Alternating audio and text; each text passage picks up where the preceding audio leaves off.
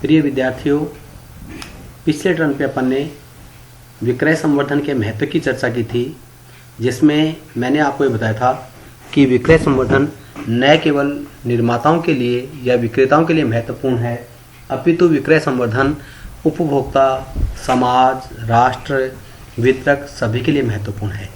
आज अपन और पिछले टर्न पे मैंने इसी दृष्टिकोण से आपको ये भी बताया था कि विक्रय संवर्धन से निर्माताओं को क्या लाभ होते हैं, उनके लिए किस प्रकार से उपयोगी है। आज अपन बातचीत करेंगे कि विक्रय संवर्धन से उपभोक्ताओं को क्या फायदा मिलता है या उपभोक्ताओं के लिए क्यों महत्वपूर्ण है। अगर अपन उपभोक्ताओं के दृष्टिकोण से बात करें तो सबसे पहले इसमें उपभोक्ताओं को जो वस्तु का मूल्य है वो कम चुकाना पड़ता है।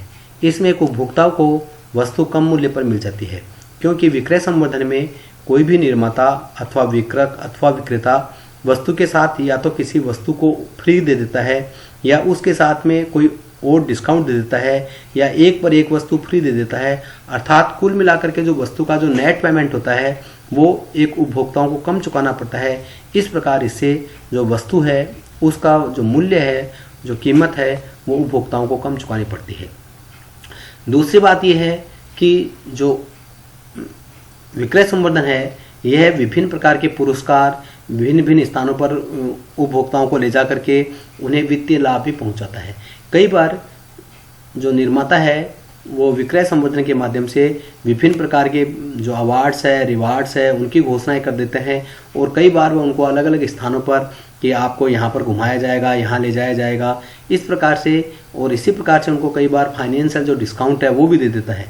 इस प्रकार से यह उपभोक्ताओं को पुरस्कार प्रदान करता है, उनको भिन्न भिन्न स्थानों का भ्रमण कराता है, उनके लिए विभिन्न प्रकार के और जो फाइनेंशियल अवेन्यूज है वो खोलता है। इसमें एक उपभोक्ता को विभिन्न वस्तुओं के बारे में, उनकी गुणवत्ता, उनके उपयोग की विधि, उनके लक्षण इत्यादि के बारे में भी सारी सूचनाएं प्राप्त हो जाती है। एक विक्रय संवर्धन के माध्यम से एक उपभोक्ता को उस वस्तु की क्वालिटी क्या है, उसकी विशेषताएं क्या है, उसको कैसे उपयोग किया जाएगा, इन सारी बातों के बारे में भी विक्रय संवर्धन में विस्तार से विवरण होता है। इनकी भी जानकारी उसमें प्रदान की जाती है। अतः उपभोक्ताओं को विभिन्न वस्तुओं की गुणवत्ता के बारे में जानकारी प्राप्त हो जाती है। और कुछ मूल्य वापसी जैसी योजनाएं जो कुछ ऐसी भी होती है जिनके माध्यम से एक उपभोक्ता के मन में, उसके मस्तिष्क में वस्तु की गुणवत्ता के प्रति विश्वास जागृत हो जाता है। क्योंकि कई बार विक्रय संवर्धन में यूज करने पर भी पसंद नहीं आए तो आप वापस कर सकते हैं, 5 दिन में वापस कर सकते हैं, 15 रोज में वापस कर सकते हैं। ऐसे भी कई बार विक्रय संवर्धन के सिस्टम अडॉप्ट किए जाते हैं, जिसके माध्यम से एक उपभोक्ता के मन में विश्वास हो जाता है कि यह वस्तु अच्छी है और अगर मेरे को नहीं पसंद आएगी तो मैं इसको वापस भी कर सकता हूँ। इसी प्रकार से यह लोगों के जीवन स्तर को ऊंचा उठाने में सहायता करता है। लोग अपनी पुरानी वस्तुओं के बदले में बाजार में उपलब्ध आधुनिक वस्तुओं का उपयोग कर सकते हैं और इस प्रकार की वस्तुओं के उपयोग से समाज में उनकी छवि सुधरती है। उपभोक्ताओं को भी कई बार एक्सचेंज ऑफर प्राप्त हो जाते हैं। इससे उनको नई वस्तु मिल जाती है और नई वस्तु को वो जब यूज करते हैं तो उनके सोशल जो स्टेटस है, सामाजिक जो जीवन स्तर है, समाज में उनके बारे में जो लोगों का धारणा है उसमें बदलाव आता है और इससे भी उपभोक्ताओं का फायदा होता है।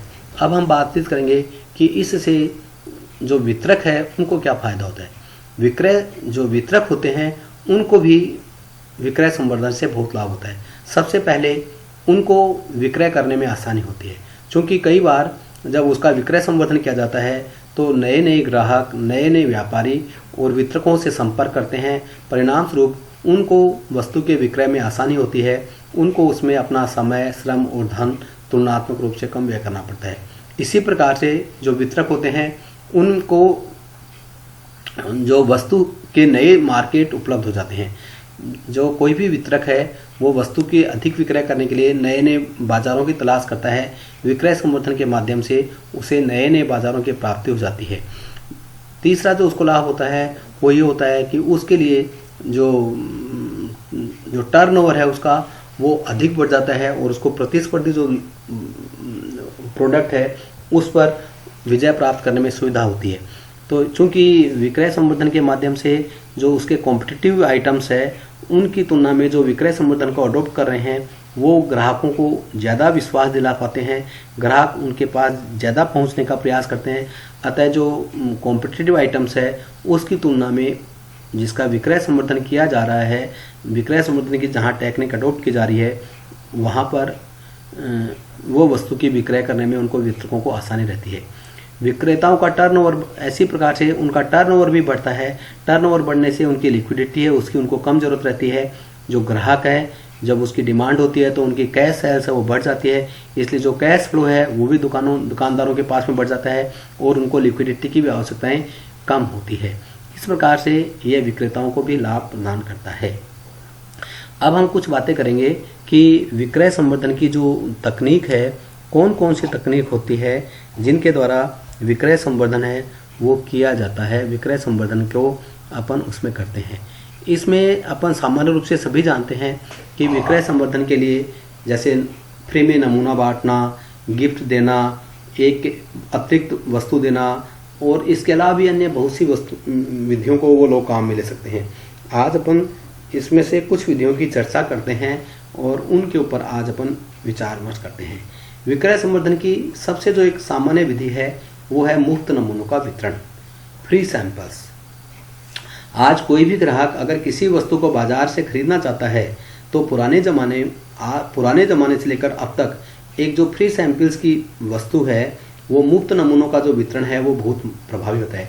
इसमें एक ग्राहक को इतनी मात्रा में फ्री सैंपल्स दिए जाते हैं ताकि वह वस्तुओं का उपयोग कर करके उसकी गुणवत्ता, उसमें बताई गई बातों के बारे में जानकारी प्राप्त करे। उदाहरण के लिए ये शैम्पू है, कपड़े धोने का साबुन है, कॉफ़ी पाउडर है, चाय है, इनके जो सिगरेट्स है, बीड़ी है, इनके फ्री सैंपल्स आपने बहुत बार देखे होंगे और आपने प्राप्त किए होंगे। आज भी अपन देखते हैं कि बहुत से जो आइटम्स होते हैं उनके शुरुआत में बहुत कम जो मूल्य की वस्तुएं होती है उनके छोटे छोटे पाउच बना करके ग्राहकों को फ्री में दे दिए जाते हैं। वे लोग उनका यूज करते हैं। यूज करने के बाद में उनको जब वो वस्तु अच्छी लगती है तो उसके बाद में वो उस वस्तु को काम में लेना शुरू कर देते हैं। अगर अपन जो वनस्पति घी होती है जिसको अपन डालडा घी के नाम से जानते हैं, प्रारंभ में जब भारत में इस घी का जब प्रोडक्शन किया गया था तो उन लोगों ने इसका जो सैंपल्स है, इसकी जो स्टॉल्स है, उस पर खाना बना करके है वो सब लोगों को फ्री में खिलाया और ये बताया कि इसका प्रयोग करने से इसमें किसी प्रकार का कोई नुकसान नहीं है, ये बिल्कुल वैसा ही लगता है जैसे देसी घी लगता है। और इसके लिए क्या हुआ कि वो मार्केट में चलन में आ गया है। इसी प्रकार से बहुत से जो लेखक हैं, जो पाठ्य पुस्तकें हैं, जो मेडिसिन्स वाले होते हैं वो डॉक्टर्स को अपनी उनके फ्री सैंपल्स देते हैं, वो टीचर्स को अपनी किताबों का फ्री सैंपल देते हैं। और इस प्रकार से जो जब उनको फ्री सैंपल देने के बाद में उनको लगता है कि ये वस्तु हमारे काम की है, हम इसका रेगुलर प्रयोग कर सकते हैं, तो वो उसका प्रयोग करने लग जाते हैं। तो आज अपन ने जो विक्रय संवर्धन की तकनीक है इसमें मैंने आपको सब ये बताया कि कैसे फ्री सैंपल्स के माध्यम से अपन विक्रय संवर्धन की तकनीक को अडॉप्ट कर सकते हैं। नेक्स्ट टर्न पे जो इसकी अन्य तकनीक है वो मैं आपको बताऊंगा। Thanks to all students.